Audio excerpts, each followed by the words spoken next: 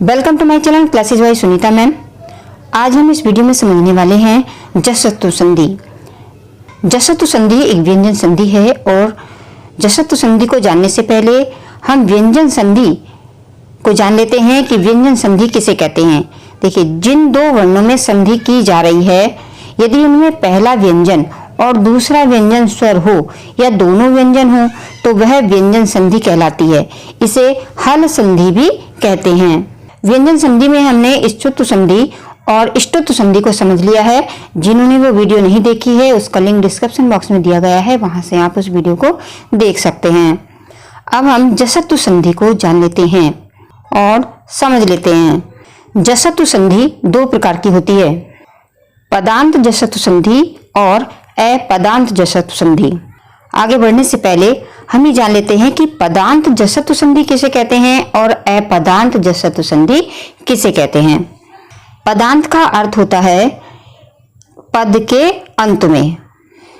पद अर्थात शब्द सुप और तिंग प्रत्ययों से मिलकर पद बनता है, और अपदांत अर्थात जो पद के अंत में ना हो अपितु बीच में हो।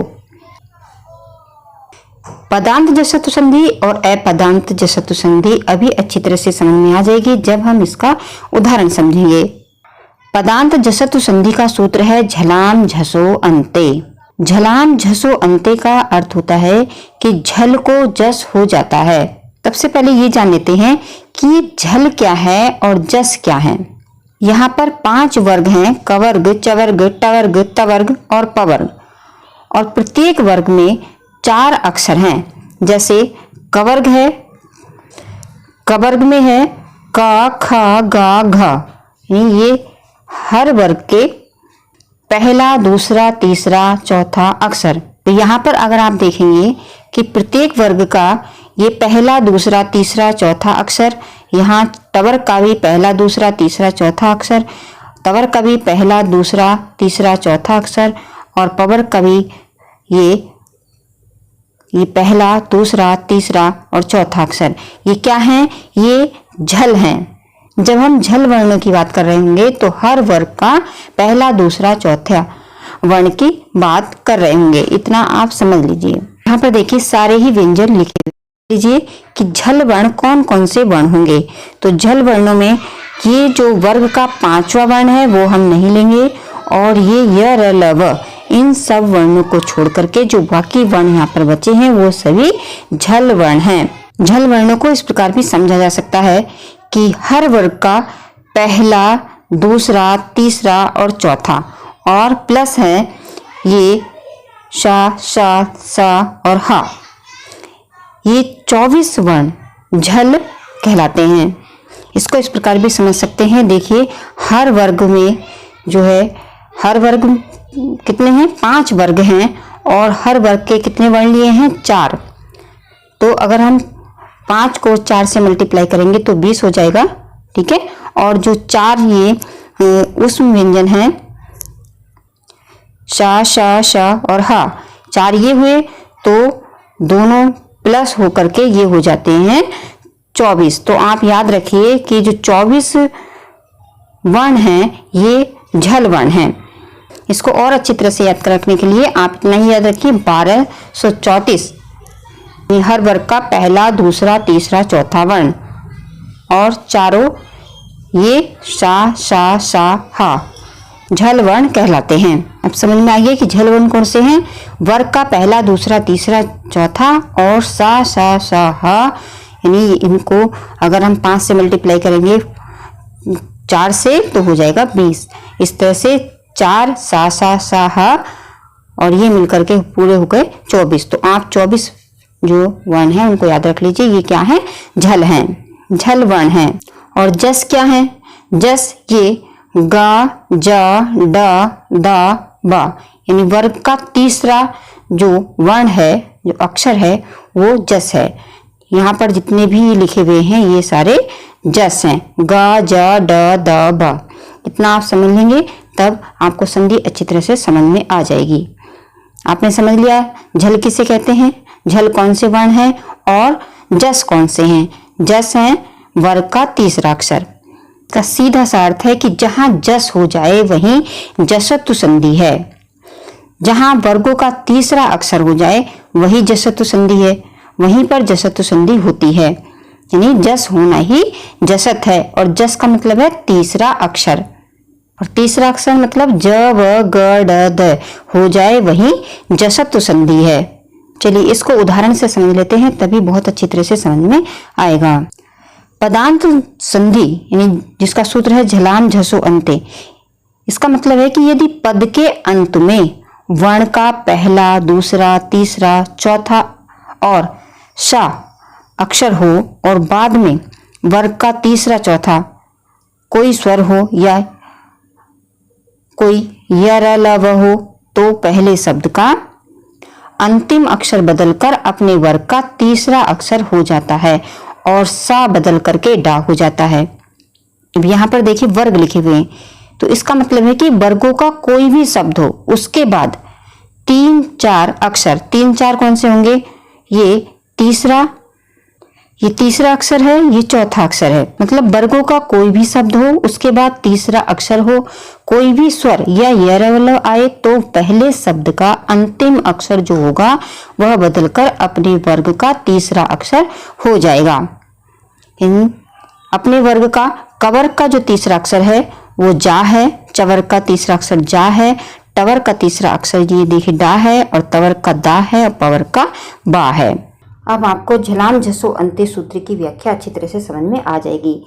देखिए झलाम झसो अंत्य सूत्र की व्याख्या है कि यदि पदांत में झल, अब झल कौन से वर्ण, झल वर्ण वर्गों के पहले, दूसरे, तीसरे, चौथे वर्ण के बाद कोई भी स्वर तथा वर्ग के तीसरे, चौथे वर्ण या य र ल व में से कोई वर्ण आए तो पहले वर्ण के स्थान में उसी वर्ग का तीसरा वर्ण झस हो जाता है। झस मतलब पहले वर्ण के स्थान में क्या हो जाएगा, तीसरा वर्ण हो जाएगा। का को गा हो जाएगा, जा ये जा हो जाएगा, टा डा हो जाएगा, ता डा हो जाएगा, पा बा हो जाएगा।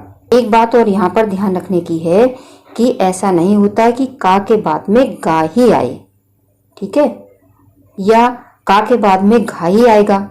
का के बाद में जा, झा और ये डा, ढा, भा इनमें से कोई भी अक्षर आ जाए तो वहां पर तीसरा अक्षर ही होगा। इतना और याद रखिए कि जब बात हो रही हो 1, 2, 3, 4 वर्णों की तो इन सभी वर्णों की बात हो रही है। 1, 2, 3, 4, 1, 2, 3, 4 और 1, 2, 3, 4।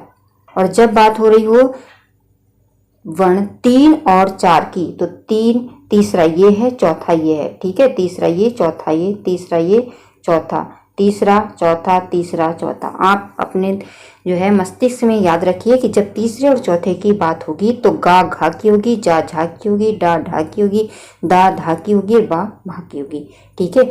जब होगी जस वर्णों की तो जस वर्ण जो है हमारे ये हैं ग, ज, ड, द, ब, ठीक है। इतना आपको याद हो गया तो अब आपको संधि अच्छी तरह से समझ में आ जाएगी। अब हम इसका उदाहरण देख लेते हैं। पहला है अच, ये क्या है, चा, चा वर्ण है, उसके बाद में आया है स्वर, ठीक है, ये नहीं बदलता है, इसका कुछ नहीं होगा, ये शब्द जैसा है वैसा ही होना है, बस हमें देखना है कि यहाँ पर स्वर है, ठीक है। और यहाँ पर आया है चा, तो ये चा अपने ही वर्ग के तीसरे अक्षर में बदल जाएगा। देखिए चा जो है चवर्ग का पहला अक्षर है और ये किस में जाकर बदल रहा है, अपने ही वर्ग के तीसरे अक्षर में यानी जा में बदल रहा है। तो चा में बदल जाएगा और बनेगा अजंतः। यहाँ पर जो जय हलंत है इसी जा के अंदर ये स्वर चला जाएगा और पूरा जा बन जाएगा अजंतः। समझ में आ गया होगा। अब और इसका उदाहरण देख लेते हैं। यहाँ पर जो का है वो कवर्ग का पहला अक्षर है और यहाँ पर स्वर है, ठीक है। तो ये का अपने ही वर्ग के तीसरे अक्षर में बदल जाएगा। देखिए जब का बदलेगा अपने तीसरे अक्षर में तो क्या होगा, गा। आप बस इतना याद रखिए कि जो पहले अक्षर हैं वो अपने दूसरे घर को छोड़ करके तीसरे घर में चले जाते हैं। इतना याद रखेंगे तो इसमें कभी भी गलती नहीं करेंगे। तो जैसे का था, ये का ने पहला घर छोड़ा और ये तीसरे में चला गया, ठीक है। तो का किस में बदल गया, गा में। अब यहाँ पर गा हलंत है तो ये ई इसमें प्लस हो गई तो बन जाएगा बागीसह। यहाँ पर देखिए जगत, जगत में ता, उसके आगे ई स्वर है तो ये ता जो है दा में बदल जाएगा। ता तवर्ग का पहला अक्षर है और इसका जो तीसरा अक्षर है वो क्या है, दा। तो तवर्ग का तीसरा अक्षर दा में बदल जाएगा और शब्द बन जाएगा जगदीशः। जब जगदीशः शब्द की आप संधि विच्छेद करेंगे तो बनाएंगे जगत प्लस ईशः। अगला उदाहरण देखिए, यहाँ पर प के आगे स्वर है आ, सुप प्लस अंतः, तो पा बा में बदल जाएगा। क्यों क्यों बदल जाएगा? क्योंकि पा पवर्ग का पहला अक्षर है और ये इसका तीसरा अक्षर है बा। ठीक है, तो पा बा में बदल जाएगा। इतना याद रखिए कि हर वर्ग का जो पहला अक्षर है अपने वर्ग के तीसरे अक्षर में बदल जाता है। जैसे ये पा अपने ही वर्ग के तीसरे अक्षर में बदल रहा है और बन रहा है बा। और जब पा बा में बदल जाएगा तो शब्द बनेगा सुबंतः। यहाँ पर विसर्ग भी लगेंगे। और जब आप सुबंतः की संधि विच्छेद करेंगे तो करेंगे सुप प्लस अंतः। अगला शब्द देखिए सट आननः। यहाँ पर देखिए टा में ये टा डा में बदल जाएगा। टा डा में कैसे बदल जाएगा ये भी देख लेते हैं। ये टा टवर का पहला अक्षर है और टवर का तीसरा अक्षर क्या होगा, डा, इसीलिए टा डा में बदल जाएगा और शब्द बनेगा सडा आनन। अब आपको झलाम झसो अंते सूत्र अच्छी तरह से समझ में आ गया होगा। अब इसी जसत संधि का दूसरा सूत्र है झलाम झस झसी। अब ये क्या है, यदि अपदांत झल अर्थात अंतस्थ यरलव शल सशह और अनुनासिक व्यंजन को छोड़कर अन्य किसी व्यंजन के पश्चात झस, झस का मतलब है कि किसी वर्ग का तीसरा और चौथा वर्ण। ऊपर अभी आपको समझाया है कि जब तीसरे और चौथे वर्ण की बात हो तो किस वर्ण की बात हो रही हो। तो आप समझ लीजिए कि यहाँ पर झस में किस वर्ण की बात हो रही है, यानी तीसरे और चौथे वर्ण की।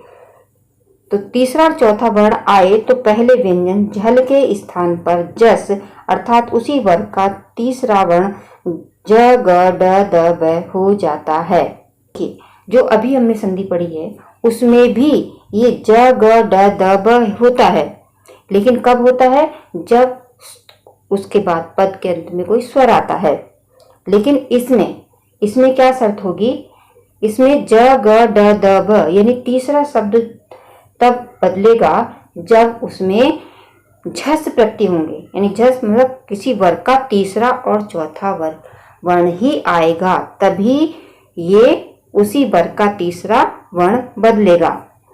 मतलब झलाम झस झसी सूत्र कहता है कि यदि पदांत में वर्ग का पहला दूसरा चौथा अक्षर हो और बाद में वर्ग का तीसरा चौथा अक्षर हो तो पद के बीच वाला अक्षर बदलकर वर्ग का तीसरा अक्षर हो जाता है। अब आप ये समझ रहे होंगे कि ये कह सकते हैं कि पहले भी ये तीसरा अक्षर हो रहा था और अब भी तीसरा अक्षर हो रहा है, तो फिर अंतर क्या है।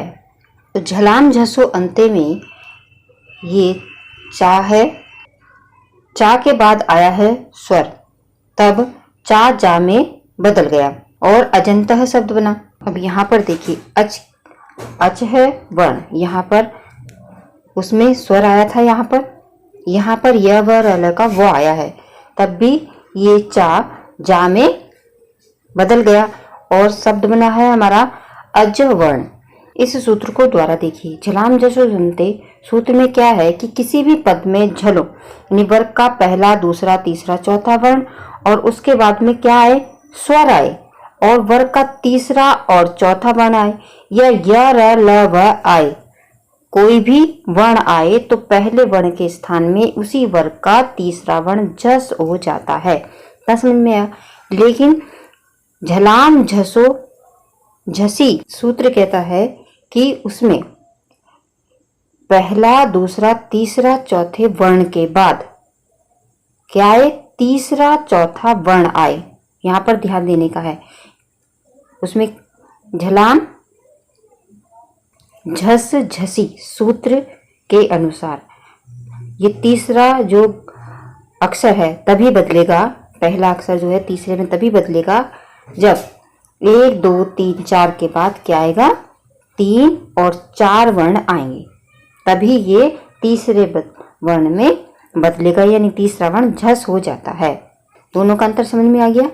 जलाम झसो अंत्य में तो क्या होता है कि वर्ग का पहला, दूसरा, तीसरा, चौथा वर्ण के बाद कोई क्या आता है? स्वर आता है, तीसरा चौथा अक्षर भी आता है और ये य र ल व भी आते हैं, तभी ये झस होता है। यानी पहला जो शब्द है वो तीसरे अक्षर में बदल जाता है। लेकिन झलाम झसो झसी कहता है कि तीसरा अक्षर तब बदलेगा जब केवल ये तीसरा और चौथा वर्ण ही आएगा। इसका मतलब है कि इन चारों अक्षर के बाद ये तीसरे अक्षर में तभी बदलेंगे जब इन चारों अक्षर के बाद ये तीसरा और चौथा अक्षर आएगा। अभी हम इसका जब उदाहरण देखेंगे तो अच्छी तरह से समझ में आ जाएगा। इसमें शब्द है शुद्ध, ये धा है और इसके आगे धा है। ये धा दा में बदल जाएगा। क्यों बदल जाएगा? शुद्ध में जो दा है उसके बाद धा है, यानी उस किसी वर्ग का आया है चौथा वर्ण। ठीक है, यहाँ पर ये धा आया है, इसीलिए ये अपने ही वर्ग के तीसरे अक्षर में दा में बदल जाएगा। बदलते अक्षर उसमें भी यही हैं, उसमें भी यही बदलते हैं और इसमें भी यही बदलते हैं, दोनों में यही बदलते हैं। बस दोनों में फर्क इतना है कि उसमें स्वर और य व र ल और 3 4 जो अक्षर हैं वो होंगे तब बदलेंगे। लेकिन इसमें शर्त इतनी होती है कि इसमें केवल ये दोनों ही 3 और 4 आते हैं, तभी ये अपने वर्ग के तीसरे अक्षर में बदलते हैं। तो यहाँ पर जो धा है वो अपने ही वर्ग के तीसरे अक्षर में बदल जाएगा। धा दा में बदल जाएगा और बनेगा शुद्ध। कहीं कहीं आपने शुद्ध इस तरह से भी लिखा हुआ देखा होगा। झलाम झसी सूत्र को अगर याद रखना है तो बहुत ही आसान है कि आप इस तरह से 1234 याद रख लीजिए। यानी 1 2 3 4 वर्ग का पहला, दूसरा, तीसरा, चौथा और जस का अर्थ है तीसरा वर्ण और झसी का अर्थ है तीसरा और चौथा वर्ण। इसको अच्छी तरह से याद रखिए।